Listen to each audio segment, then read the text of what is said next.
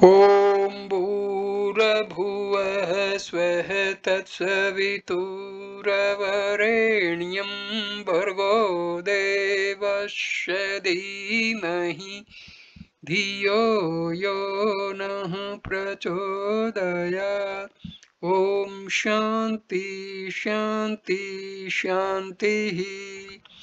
नमस्ते मेरे प्यारे दोस्तों, ये स्वामी राम सुखदास के द्वारा प्रश्नों और शंकाओं का समाधान के ऊपर दूसरा वीडियो है। इस वीडियो को हम शुरू करते हैं आचार व्यवहार के ऊपर शंका समाधान। प्रश्न: अमुक तिथि वार को अमुक कार्य करना चाहिए, अमुक कार्य नहीं करना चाहिए, ऐसा विधि निषेध विदेशी लोग नहीं मानते, फिर भी उनका काम चलता है। स्वामी जी, काम चलने की बात नहीं है, यह विधि निषेध उनके लिए आवश्यक है जो अपना कल्याण चाहते हैं। विदेशी लोग अपने कल्याण के लिए थोड़े ही कार्य करते हैं। विदेशी लोग इन बातों को मानते नहीं, यह बात नहीं है, वे तो इन बातों को जानते ही नहीं। ये बातें ऋषि मुनियों की खोज है, जिनका प्रभाव अवश्य होता है। इन बातों को मानने वालों में विलक्षणता आती है। प्रश्न: पुराणों में कई जगह ऐसा आया है कि अपनी शैया, स्त्री, कमंडलू आदि तो शुद्ध हैं, पर दूसरों के अशुद्ध हैं।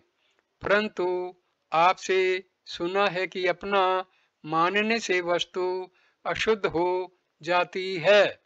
स्वामी जी, तात्पर्य है कि ये अपने लिए शुद्ध हैं, दूसरों के लिए अशुद्ध हैं।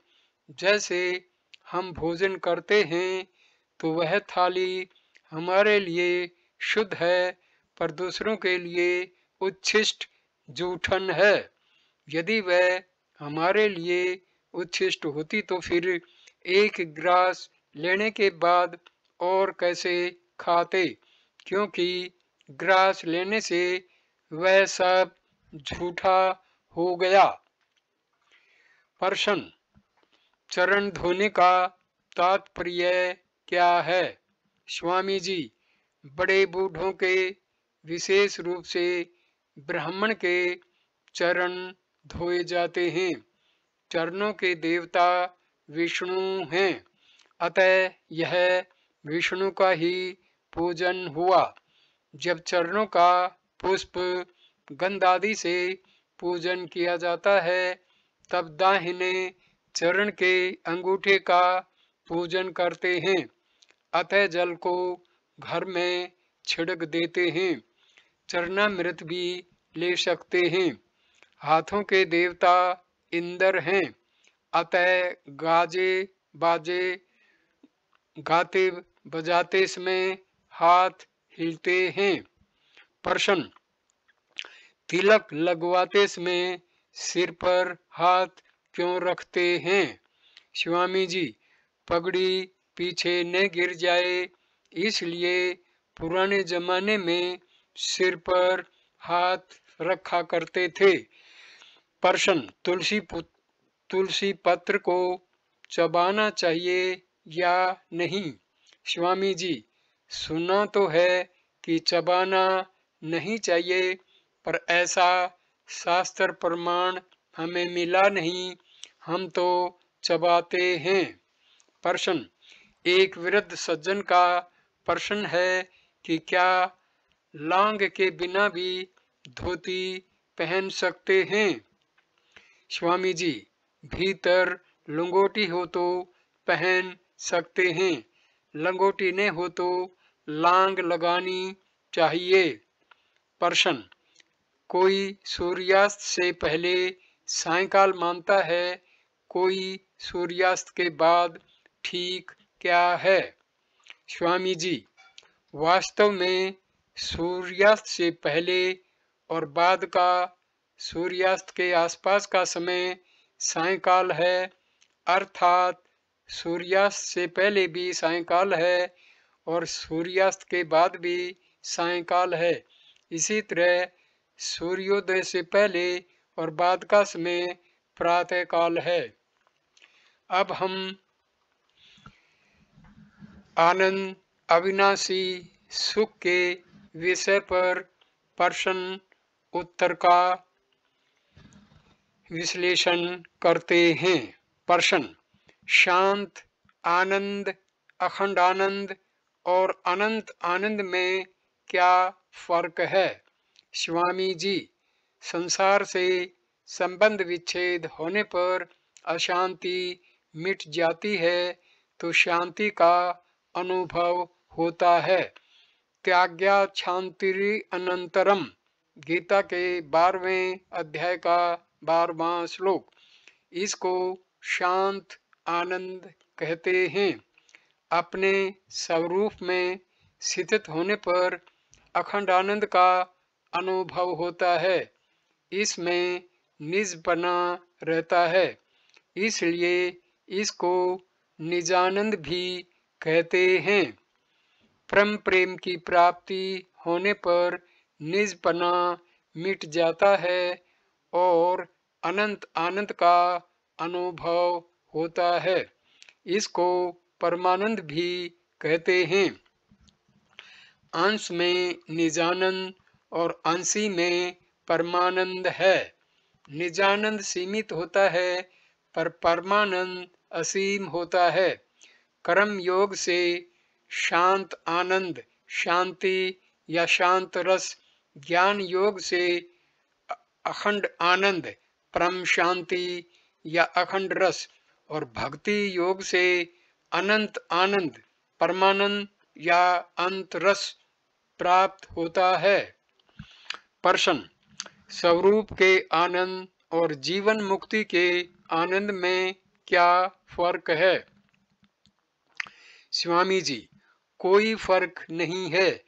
जीवन मुक्त होते ही स्वरूप के अखंड आनंद का अनुभव हो जाता है। प्रश्न, शांति, शांत आनंद और सात्विक सुख में क्या फर्क है? स्वामी जी, शांति जड़ता के त्याग से मिलती है। त्यागात् शांतिरि अंतरम, गीता के 12वें अध्याय का 12वां श्लोक।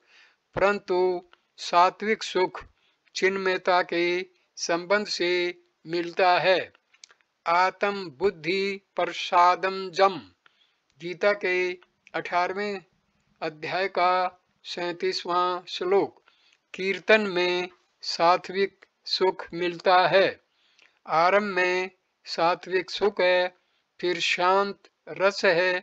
सात्विक सुख एक अंग है, शांत रस व्यापक है। सात्विक सुख में गुण है और शांत रस गुणातीत है। प्रश्न, सत और चित का जैसा अनुभव होता है वैसा आनंद का नहीं होता, क्या कारण है? स्वामी जी, सत्ता से कम चित और चित से कम आनंद है। सत्व गुण में आनंद विशेष होता है, तभी मनुष्य सुख संग से बंध जाता है। सुख संगेन बदनाति, गीता के 14वें श्लोक का 14वें अध्याय का 6वां श्लोक। तमोगुण में सत्ता तो है पर चित्त, ज्ञान और आनंद नहीं है। सत्ता पर तमोगुण का जोर नहीं चलता। तमोगुण की प्रधानता से आनंद सहज सुख राशि का भान नहीं होता। भान न होने पर भी आनंद ज्यों का त्यों है। यदि अनुभव करना हो तो सत्य चित्त को पकड़ो। आनंद को मत पकड़ो, सत्यचित की खोज करो। आनंद की खोज करोगे तो नींद आ जाएगी। मनुष्य विषय भोगों के बिना जी सकता है, पर नींद के बिना नहीं जी सकता। नींद में संसार को भूलने से ही सुख होता है, फिर त्याग से कितना सुख होगा। आनंद की जरूरत आपको नहीं है, प्रत्युत आनंद आपकी गरज करेगा। ज्ञान होते ही आनंद स्वतः होता है। जैसे कोई नई बात सुनते ही सुख मिलता है, प्रसन्नता होती है। प्रश्न, क्या सुखासक्ति सर्वथा छूटने से पहले भी वह अक्षय सुख मिल सकता है, जिसमें कभी कोई कमी नहीं आती और जो कभी नष्ट नहीं होता? स्वामी जी, हाँ, सुखासक्ति सर्वथा नष्ट होने से पहले भी उसकी झलक मिल सकती है। सात्विक सुख का अनुभव होने पर साधक स्वतः निर्गुण सुख की तरफ चला जाता है। प्रश्न, आपने कहा कि पारमार्थिक सुख सांसारिक सुख की तरह संयोगजन्य नहीं है, तो क्या पारमार्थिक सुख कोई कमी नहीं रहने का सुख है? स्वामी जी, कमी न रहने का सुख तो मुक्ति में होता है, जिसमें मतभेद रहता है। आचार्यों में कोई कमी न रहने का सुख था, इसलिए उनमें मतभेद है, परंतु अनंत रस कमी न रहने के सुख से भी विलक्षण है। उसमें एक आकर्षण प्रेम का सुख है। मुक्ति में दुखों की निवृत्ति होती है, पर प्राप्ति नहीं होती। मुक्ति होने पर कोई बड़ा भारी आनंद हो जाएगा, ऐसी बात नहीं है। मुक्ति में संसार का दुख मिटता है और स्वयं है जैसा रहता है। प्रश्न, गीता में आया है, यम लब्ध्वा चापरम लाभम मन्यते नाधिकम ततः। गीता के 6 अध्याय का 22वां श्लोक। यह कौन सा रस है? स्वामी जी, यह अखंड रस है। जो अखंड रस से ज्ञान मिलता है, वही ध्यान से भी मिलता है। प्रश्न, रस का अनुभव क्यों नहीं होता? स्वामी जी, रस की चाहना होने से ही रस का अनुभव नहीं हो रहा है। अतः न रस की चाहना करे, न ज्ञान की चाहना करे, न मुक्ति की चाहना करे, कोई चाहना करे ही नहीं। मुक्ति के लिए मुक्ति की चाहना नहीं करनी है, प्रत्युत संसार की चाहना मिटाने के लिए मुक्ति की चाहना करनी है। जैसे कांटा निकालने के लिए कांटे की जरूरत है। निषेध, संसार से संबंध विच्छेद करने पर विधि स्वतः आ जाएगी, उसकी चाहना करनी नहीं पड़ेगी। अतः चाहना मात्र का त्याग करना है। चाहना करते ही प्रकृति के साथ संबंध हो गया। मुक्ति की चाहना करना मुक्ति से दूर होना है। अतः चाहना न करके चुप होना है। परमात्मा की प्राप्ति भी स्वतः है और संसार की निवृत्ति भी स्वतः है। अतः चुप हो जाओ। अगला विषय है आस्तिकता नास्तिकता और उस पर प्रश्न उत्तर का संवाद। प्रश्न, स्वामी जी, आपने कहा कि अधूरी जानकारी को पूरा मान लेने से नास्तिकता आती है, कैसे? स्वामी जी, जितना जान लिया उसी को पूर्ण मान लेने से और जानने की इच्छा नहीं होगी तथा शास्त्रों आदि से जो जानेगा उसको मानेगा नहीं कि यह सब गलत है। जो मैं जानता हूँ वही ठीक है। यही नास्तिकता का आना है। अभिमान भी अधूरी जानकारी में ही आता है। परमात्मा प्राप्ति में जितनी भी बाधाएं हैं उन सब बाधाओं में अभिमान सबसे अधिक बाधक है। प्रश्न, आप कहते हैं कि विश्वास भगवान से मांगो, फिर यह क्यों कहा जाता है कि भगवान पर विश्वास करो? स्वामी जी, जितना हम कर सकते हैं उतना हमारे पर करने की जिम्मेवारी है। जो हम नहीं कर सकते वह भगवान करते हैं। हमने नासवान पर विश्वास कर लिया, इसलिए अविनाशी पर विश्वास करने की हमारे पर जिम्मेवारी है। भगवान के सिवाय कुछ नहीं है। यह विश्वास फिर भगवान देते हैं। प्रश्न, आपने कहा कि परमात्मा में जगत को देखना नास्तिकता है। यह कैसे? क्योंकि यह तो एक साधन है। सर्वं च मयि पश्यति, गीता के 6 अध्याय का 23वां श्लोक। अथो मयि, गीता के 4 अध्याय का 35वां श्लोक। स्वामी जी, ऐसा कहने का तात्पर्य है जो परमात्मा की जगह केवल जगत को ही देखता है, अर्थात परमात्मा को न मानकर केवल जगत को ही सच्चा मानता है।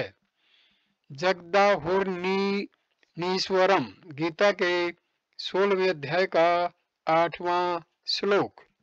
प्रश्न, आपने कहा कि नास्तिक भी यदि ईमानदार हो तो उसका भी उद्धार हो सकता है। तो नास्तिक में ईमानदारी क्या है? स्वामी जी, ईश्वर को देखूंगा तभी मानूंगा, यह उसकी ईमानदारी है। प्रश्न, बौद्ध तथा जैन दर्शन को नास्तिक क्यों कहा गया है? वे आत्मा को मानते हैं। आत्मा और परमात्मा की सत्ता तो एक ही है। स्वामी जी, वे तो ईश्वर का खंडन करके आत्मा का आग्रह रखते हैं। इस आग्रह के कारण ही बाधा है।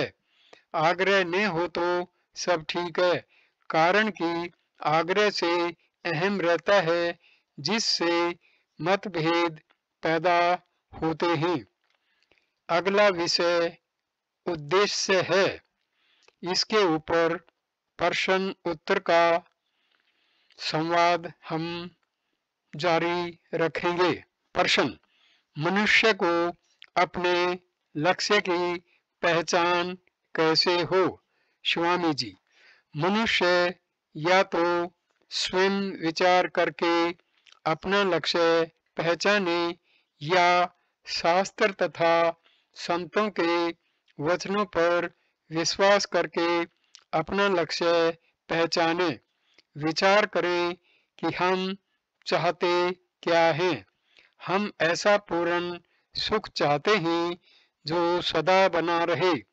जैसे भूख लगती है तो इससे सिद्ध होता है कि ऐसी कोई वस्तु अवश्य है जिससे भूख मिटती है।